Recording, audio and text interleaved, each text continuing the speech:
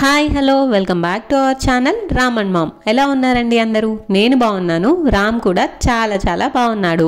ప్రస్తుతానికి నిద్రపోతున్నాడు. ఈ కార్తీక మాసం చివరి వారంలో రామ్కి అక్షరాభ్యాసం చేపించడానికి మేమైతే బాసర వెళ్ళాము. ఈ వ్లాగ్ అప్పటిది. కొంచెం అప్లోడ్ చేయడం లేట్ అయింది. 2024 నవంబర్ లాస్ట్ వీక్ అనమాట. నిర్మల్ డిస్ట్రిక్ట్లో ఉన్న ఈ బాసరకి ట్రైన్ ఫెసిలిటీస్ ఉన్నాయి ఎవ్రీవేర్, హైదరాబాద్ నుండి, వరంగల్ నుంచి ఇలా. బట్ మాకు టైమింగ్స్ కొంచెం మ్యాచ్ అవ్వలేదు. అందుకే మేము ఎర్లీ అవర్స్లో ఓన్ వెహికల్లోనే బయలుదేరిపోయాము. సో దట్ రామ్ లేచే వరకు అలా రీచ్ అవ్వచ్చు కదా అని 6 hours అలా పట్టింది మాకు వెళ్ళడానికి. బట్ రామ్ ఎందుకో ఈసారి చాలా త్వరగా నిద్ర లేచేశాడు. ఇగ్నోర్ అవర్ ఫేసెస్, జస్ట్ అలా నిద్రలోంచి లేచి కారెక్కి కూర్చున్నామన్నమాట. వెళ్ళాక ఫ్రెష్ అవుదామని. మన 2 తెలుగు రాష్ట్రాల్లో అక్షరాభ్యాసానికి బాసర చాలా ఫేమస్ ప్లేస్ కదా. మీలో ఎంతమంది బాసరలో అక్షరాభ్యాసం చేపించారు నాతో కామెంట్ సెక్షన్లో తప్పకుండా షేర్ చేసుకోండి. అలాగే చేపించే ప్లాన్ ఉన్న వాళ్ళు ఈ వీడియో ఫుల్గా చూడండి, మీకు ఎంతో కొంత ఇన్ఫర్మేషన్ అయితే దొరుకుతుంది. వెళ్ళేటప్పుడు మేము గూగుల్ మ్యాప్స్ పెట్టుకొని వెళ్ళాము. అది విలేజెస్ నుండి తీసుకెళ్ళింది. అస్సలు మాకు ఎక్కడ కనీసం బ్రేక్ఫాస్ట్కి కూడా ప్రాపర్ ప్లేస్ అనేది దొరకలేదు. రోడ్స్ బాగాలేవు. అసలు మా వాడు జనరల్గా బయట ఫుడ్ తినడమే కష్టం, అలాంటిది బాగోకపోతే అస్సలు తినడు. సరే మిల్క్ అన్నా తాగుతాడు కదా అని చెప్పి అలా మిల్క్ అండ్ కాఫీ తోటి మేనేజ్ చేసేసాము. రిటర్న్లో అయితే ఈ గూగుల్ మ్యాప్స్ ఫాలో అవ్వకుండా main cities like Nizamabad, Karimnagar అలా కవర్ చేసుకుంటూ వచ్చాము. కొంచెం బెటర్ అనిపించింది. సో నేను ఎప్పుడు చెప్పేటట్టే రామ్ నన్ను కార్లో అస్సలు ఇబ్బంది పెట్టాడు. జస్ట్ వాడికి కొంచెం కంపెనీ ఇవ్వాలి అంతే. Through out the journey entertain చేస్తూనే ఉంటాడు. అలా రవి డ్రైవ్ చేస్తుంటే మేమిద్దరం బ్యాక్ సీట్లో కూర్చొని కబుర్లు చెప్పుకుంటూ బయట లొకేషన్ అది చూసుకుంటూ మా జర్నీని మేము చాలా ఎంజాయ్ చేసాము. ఫైనల్లీ బాసర అయితే రీచ్ అయిపోయాము. ఇది గోదావరి ఒడ్డున చాలా ప్రశాంతంగా ఉంది. అన్లైక్ అదర్ టెంపుల్స్ పెద్ద హడావిడి లేకుండా నార్మల్గా అనిపించింది నాకు ఈ టెంపుల్. మనకైతే ఇక్కడ స్టే చేయడానికి హోటల్స్ కానీ, ఫుడ్కి రెస్టారెంట్స్ కానీ మంచి ప్లేసెస్ అయితే దొరకవు. కొంచెం ప్రిపరేషన్తో వెళ్ళకపోతే చాలా ఇబ్బంది పడతాము. మేమైతే హరిత హోటల్లో రూమ్ బుక్ చేసుకున్నాము. అంటే ఉన్న వాటిలో కొంచెం అదే బెటర్ అనమాట. సో అక్కడ స్టే చేసాము. జనరల్గా అయితే అందరూ హైదరాబాద్ నుంచి అలా వచ్చేవాళ్ళు డైరెక్ట్గా ఫ్రెష్ అయిపోయి వచ్చి అక్షరాభ్యాసం చేపించేసుకొని వెళ్ళిపోతున్నారు. బట్ మేము కొంచెం టైం తీసుకొని రిలాక్స్డ్గా చేపిద్దామని రూమ్ అయితే తీసుకున్నాము. టెంపుల్ టైమింగ్స్ వచ్చేసి 7 to 12:30, మళ్ళీ 12:30 to 2 o'clock క్లోజ్ ఉంటుంది. సో మేము ఆఫ్టర్నూన్ సెషన్లో 2 తర్వాత అక్షరాభ్యాసానికి ప్లాన్ చేసుకున్నాము. మీన్వైల్ మేము రూమ్ తీసుకొని ఫ్రెష్ అప్ అయిపోయాము. మాకు అరౌండ్ 1200 అలా ఛార్జ్ చేశారు 1 dayకి. బట్ ఓకే, బాగానే ఉంది అనమాట. ఉన్న వాటిల్లో కొంచెం ఇదే బెటర్. మనకి కింద రెస్టారెంట్ కూడా ఉంటుంది, కావాలంటే ఫుడ్ కూడా బెటర్. ఇంకా మిగతా ప్లేసెస్తో పోలిస్తే ఫుడ్ అండ్ స్టేయింగ్కి ఈ హరిత హోటల్ కొంచెం బెటర్. కొంచెం రూమ్ అయితే షూట్ చేస్తున్నాను, లైక్ మినీ రూమ్ టూర్ అనమాట. ఎవరైనా ప్లానింగ్ ఉంటే కొంచెం మీకు హెల్ప్ఫుల్ అవుతుంది కదా అనేసి. పర్లేదు, నీట్గానే ఉంది. మేము ఇప్పుడు ఫ్రెష్ అప్ అయిపోయి ఒకసారి గోదావరి దగ్గరికి వెళ్ళి వద్దామని. ఎందుకంటే మాది అక్షరాభ్యాసం 2 తర్వాత కదా. ఈలోపు మాకు ఒక 1-2 hours టైం ఉంది. ఈలోపు ఒకసారి గోదావరి ఒడ్డుకు వెళ్ళి అలాగా ఎక్స్ప్లోర్ చేద్దామని అనుకుంటున్నాము. యాక్చువల్గా మేముండే ఏరియాకి కాళేశ్వరం కూడా దగ్గర. అక్కడ కూడా చాలామంది అక్షరాభ్యాసానికి వస్తుంటారు. బట్ ఎందుకో నేను రాము కడుపులో ఉన్నప్పుడే అనుకున్నాను వాడి అక్షరాభ్యాసం అయితే నేను బాసర్లోనే చేపించాలి అని. కొన్ని కోరికలు లేట్ అయినా సరే తీర్చుకుంటాం కదా, అలాంటిదే అనమాట ఇదొకటి. ఆమెకైతే ఇలా హోటల్స్లో ఇస్తారు కదా చిన్న సోప్స్, అవంటే చాలా ఇష్టం.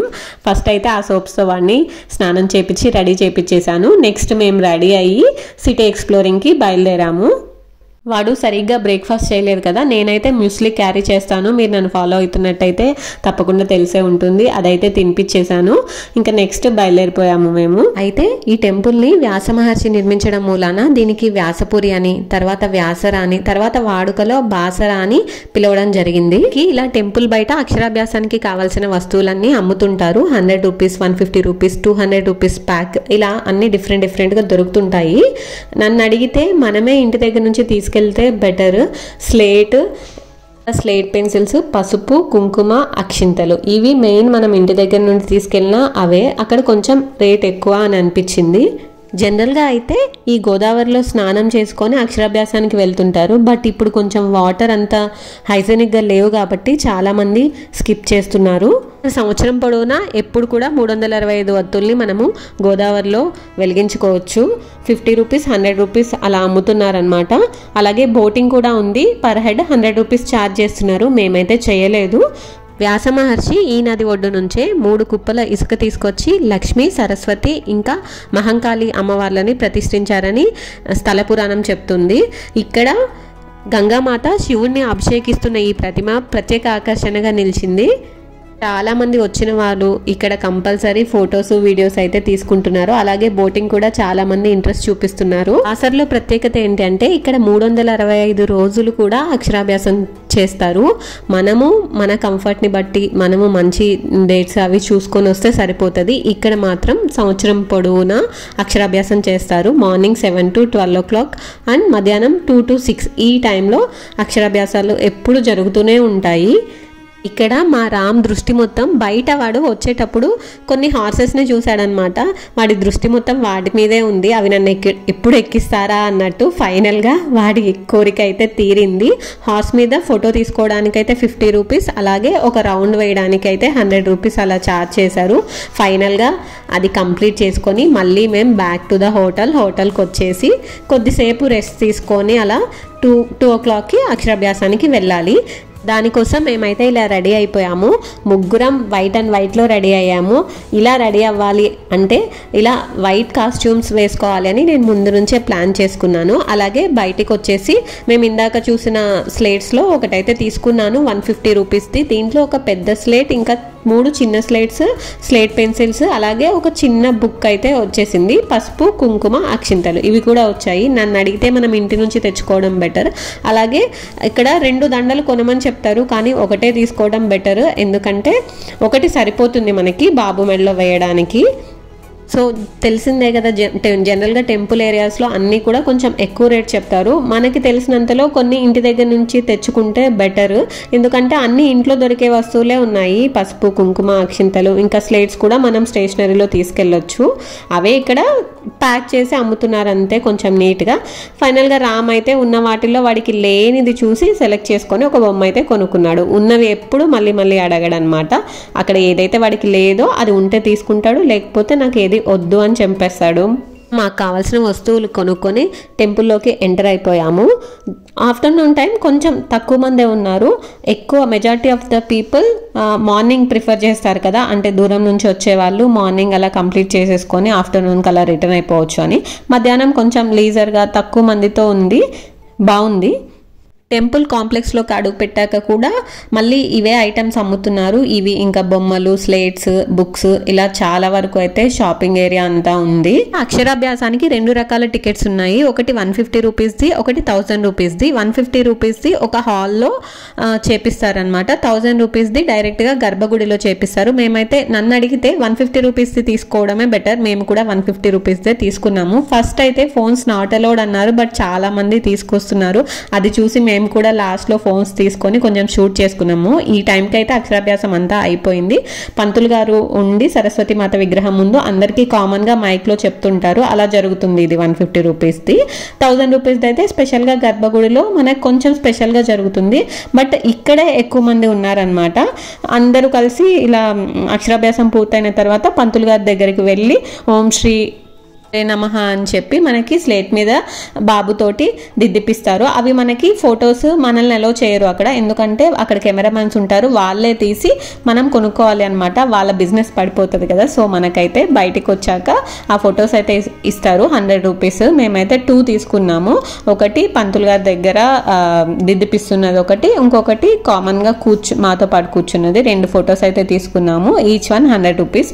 కొంచెం వెయిట్ చేయాలి ఇక్కడ బయటకు వచ్చిన తర్వాత. మన ప్యాక్లో వచ్చిన 3 స్లేట్స్ని కొంతమంది ఏంటంటే అక్కడే ఉన్న పిల్లలకైతే పంచేశారు. మేమైతే మా ఇంటి దగ్గర వీడి ఫ్రెండ్స్ ఉన్నారు, సో మేము తీసుకొచ్చి ఇంటి దగ్గరికి వచ్చాక పంచాము. సో ఫైనల్గా ఇవి మా ఫొటోస్. ఎలా ఉన్నాయో చెప్పండి. అక్షరాభ్యాసం అయిపోయిన తర్వాత బయట కాసేపు అలా రిలాక్స్ అయ్యాము. నెక్స్ట్ అమ్మవారి దర్శనం ఒకటి, వ్యాస గుహ ఒకటి, ఇవి 2 విజిట్ చేసుకోవాలి. ఆ దండ తీసుకొచ్చి నా మెడలో వేసి వాడు చూడండి నుంచి మనము వ్యాస గుహకైతే వెళ్తున్నాము. నిజంగా కొంచెం మెట్లయితే ఎక్కాలి, బట్ ట్రస్ట్ మీ చాలా వర్త్ ఇట్. చాలా బాగుంది వ్యాస గుహ. మన ఇండియాలో 2 ఫేమస్ సరస్వతి మాత ఆలయాల్లో ఇది బాసరా రెండవది. మొదటిది కాశ్మీర్లో ఉంది. ఈ బాసరాకి కూడా దేశం నలుమూలల నుంచి అక్షరాభ్యాసం కోసం వస్తుంటారు.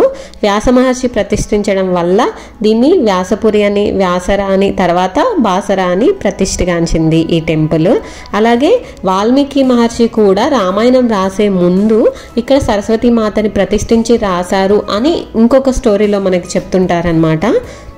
మెయిన్ అయితే ఇది వ్యాస మహర్షి నిర్మించింది అనే కథనే ఎక్కువగా ప్రసిద్ధిగా ఉంది. అక్షరాభ్యాసం అయిపోగానే ప్రతి ఒక్కళ్ళు ఈ వ్యాస గుహకైతే వస్తున్నారు. టికెట్ వచ్చి 5 రూపీస్ ఉంది. గుహ లోపల వ్యాస మహర్షి ప్రతిమ ఉండడం ఇది ఒక ప్రత్యేక ఆకర్షణ అని చెప్పుకోవచ్చు. నేను రామ్ అయితే చాలా ఎగ్జైట్ అయ్యాము. రవి ఆల్రెడీ ఒకసారి యూట్యూబ్లో చూసాడంట ఇలా గుహ లోపల వ్యాస మహర్షి ప్రతిమ ఉంటుంది అని. బట్ మా ఇద్దరికైతే అస్సలు తెలియదు.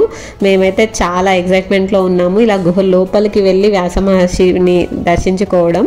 ఇక్కడ ఇంకొక విషయం కూడా మెన్షన్ చేయాలి. ఇక్కడ ఊర్లో బీజాక్షరాలు రాస్తాము అని చాలా చోట్ల చూశాను నేను. అక్కడ కొంతమంది వెళ్తున్నారు. బట్ ఇక్కడ టెంపుల్లో అయితే క్లియర్గా మెన్షన్ చేశారు. అటువంటి నమ్మకం అయితే ఏమీ లేదు. It's only A blind belief. అలా బీజాక్షరాలు రాపించుకోవాలి అనేది ఎక్కడా కూడా చరిత్రలో లేదు అని టెంపుల్లో క్లియర్గా మెన్షన్ చేశారు. So note it. నెక్స్ట్ వచ్చేసి మేము అమ్మవారి దర్శనానికి అయితే వెళ్ళిపోయాము. ఇక్కడ పెద్దగా షూట్ చేయడానికి అవ్వలేదు. బట్ ఇక్కడ చూస్తున్నారు కదా, ఇక్కడైతే ప్రత్యేకంగా 1000 రూపీస్ టికెట్ తీసుకున్న వాళ్ళకి అవుతుంది అక్షరాభ్యాసం. అంతే. ఇంకా మా రామ్ అక్షరాభ్యాసం ఇలా హ్యాపీగా ముగించుకొని మేమైతే తిరిగి వెళ్ళిపోతున్నాం. Bye bye, see you soon.